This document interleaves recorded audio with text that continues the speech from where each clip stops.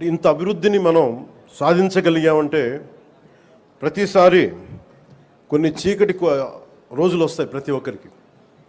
మన రాష్ట్రంలో 2019 నుంచి 2024 వరకు ఒక డార్క్ డేస్. బ్రిటిష్ వాళ్ళు ఎలా పరిపాలించారో, బ్రిటిష్ వాళ్ళు దేశాన్ని ఎలా కబంధ హస్తాల్లో పెట్టుకున్నారో, మన రాష్ట్రం కూడా అలాంటి కబంధ హస్తాల్లో పెట్టుకున్నప్పుడు స్వాతంత్ర సమరయోధుల స్ఫూర్తితోటి ఒకటే ఎదుర్కొన్నాం. బ్రిటిష్ వాళ్ళు నేర్పించి వెళ్ళిపోయింది మనకి డివైడ్ అండ్ రూల్, మనల్ని విభజించండి పాలించండి అని. కానీ ఎలా మన కూటమి ప్రభుత్వం మన స్వాతంత్ర సమరయోధుల స్ఫూర్తితోటి యునైటెడ్ అండ్ రూల్, కలిసి ఉందాం, కలిసి పాలన చేద్దాం, ఇదే కూటమి ప్రభుత్వం తాలూకు ముఖ్య ఉద్దేశం. ఈ స్ఫూర్తిని మేము స్వాతంత్ర సమరయోధుల పోరాట స్ఫూర్తిని నుంచి మేము తీసుకున్నది. ఇది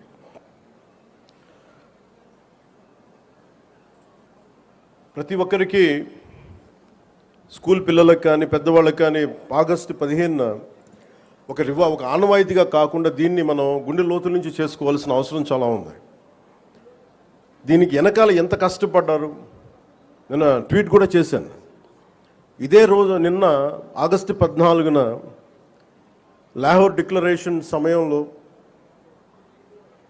దేశ విభజన జరుగుతున్నప్పుడు, కరెక్ట్గా ఒక 9 నెలల ముందు, సంవత్సరం ముందు దేశ విభజన జరుగుతున్నప్పుడు లాహోర్ కూడా పాకిస్తాన్లోకి వెళ్ళిపోద్ది అని తెలియదు ఎవరికి.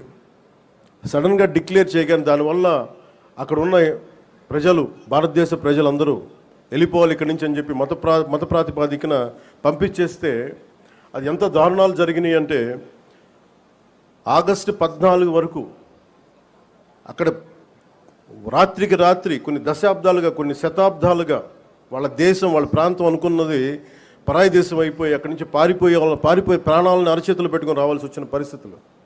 అలాంటి పరిస్థితులను ఒకవైపు పంజాబ్లో మహిళలు సామూహిక మానభంగాలు గురవుతూ చాలా నిర్దాక్ష్యమైన పరిస్థితుల్లో ఉండి, అంటే మన స్వాతంత్రం చాలా తేలిగ్గా సంపాదించుకున్నాం, కేవలం ఏమంటారు అహింసా విధానాల ద్వారా మనం సంపాదించుకున్నాం అంటాం. కానీ వాస్తవానికి మన స్వాతంత్రం రావడానికి చాలా హింస జరిగింది. మనం ఎంచుకున్నది ప్రప్రథమంగా అహింస విధానాలు కావచ్చేమో, కానీ దేశాన్ని నుంచి విడిపోవాలనుకున్న వాళ్ళు మటుకు హింసనే నమ్మారు. అది ఈ రోజుకి, దేశ విభజన జరిగినప్పటి నుంచి ఈ రోజు మన ఆపరేషన్ సింధూర్ దాకా మత ప్రాతిపాదికన హింస జరుగుతూనే ఉంది.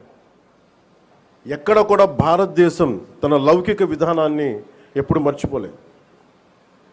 దేశ విభజన జరిగిన తర్వాత మనకి మతాన్ని సంబంధం లేకుండా భారతదేశ సార్వభౌమత్వాన్ని గౌరవించి లౌకికవాదాన్ని ముందుకు తీసుకెళ్లే ఉద్దేశంతో మనం మతాలకి సంబంధం లేకుండా ఒక అబ్దుల్ కలాం గారిని కానీ ఎవరినైనా సరే మనం ప్రెసిడెంట్స్గా తీసుకున్నాం, గుండెల్లోకి తీసుకున్నాం. కానీ ఇది పాకిస్తాన్లో లేదు. పాకిస్తాన్లో ఎవరిని కూడా ఒక హిందూ క్రికెటర్ కానీ ఉంటే వాళ్ళు వెళ్ళిపోయే విధానం కానీ, అలాగే ఒక హిందూ ఒక బలమైన స్థానాలు కనిపించే నాయకులు కానీ ఎక్కడ కనిపించరు. అంటే వాళ్ళు విభజన కోరుకుంది మత ప్రాతిపాదికన, కానీ దాన్ని మనం ఎప్పుడు అలా తీసుకోవాలి. మత ప్రాతిపాదికన 2 దేశాలు విడిపోయినప్పటికీ భారతదేశం అత్యధికంగా హిందువులు ఉన్నప్పటికీ కూడా అన్ని మతాల వారిని సమానంగా గౌరవించి ముందుకు తీసుకెళ్లే సంస్కృతి భారతదేశానికి. దీనికి లౌకికం విధానం అనేది ఈ సంస్కృతిలో ఉన్నది. ఈ సంస్కృతికి ఎవరు నేర్పించక్కర్లా, పరాయి వాళ్ళు నేర్పించక్కర్లా, యూరోపియన్స్ నేర్పించక్కర్లా. ఇది మన లోపల ఉంది. ఈ స్ఫూర్తిని మనందరం ముందుకు తీసుకెళ్ళాలి. అలాగే ముఖ్యంగా మహిళలకి త్యాగాలకి చాలా పెద్ద పీట వేయాలి అనేది మనస్ఫూర్తిగా మేము ముందుకు తీసుకెళ్తా ఉన్నాం. అలాగే మనం ఇందాక మీకు ప్రారంభించి చెప్పినప్పుడు ఈ అభివృద్ధి కానీ, సూపర్ 6 కానీ, పెట్టుబడులు కానీ ఇవన్నీ రావాలి అంటే లా అండ్ ఆర్డర్ చాలా బలంగా ఉండాలి. లా అండ్ ఆర్డర్ బలంగా లేకపోతే వచ్చే దుస్థితి కానీ పెట్టుబడులు రావు. ఉదాహరణకి ఉత్తరప్రదేశ్లో యోగి ఆదిత్యనాథ్ గారు ముఖ్యమంత్రిగా ప్రమాణ స్వీకారం చేసిన తర్వాత 8 సంవత్సరాల కాలంలో అది 15 లక్షల రూపాయల కోట్ల పెట్టుబడిని ఆకర్షించడం జరిగింది. దానికి కారణం అంతకుముందు ఒక అన్రూలీ స్టేట్గా ఉండేది. పెట్టుబడులు రావడానికి సాహసించేవారు కాదు. కానీ ఆయన రాగానే ఆయన పెట్టింది లా అండ్ ఆర్డర్ చాలా బలంగా ఉండాలి. దానివల్ల ఈ రోజున వాళ్ళకి 15 లక్షల పెట్టుబడి వచ్చింది. అలాగే ఆంధ్రప్రదేశ్కి లా అండ్ ఆర్డర్ చాలా చాలా క్లిష్టమైంది. అలాగే భవిష్యత్తుని పదే పదే ఈ కూటమి ప్రభుత్వం ఒక దశాబ్దన్నర ఎందుకు ఉండాలి అని అంటున్నానంటే, సుస్థిరత ప్రజలకు ఇవ్వాలన్న ఒక ఉద్దేశం తప్ప పదవుల్లో కూర్చొని దీన్ని ఎంజాయ్ చేయాలి, లేదంటే దీన్ని ఆస్వాదించాలన్న కాంక్ష ఎవరికి లేదు. కానీ ఈ దుస్థితి నుంచి, ఎందుకంటే అనుక్షణం ప్రతిపక్ష నాయకులను చూస్తూనే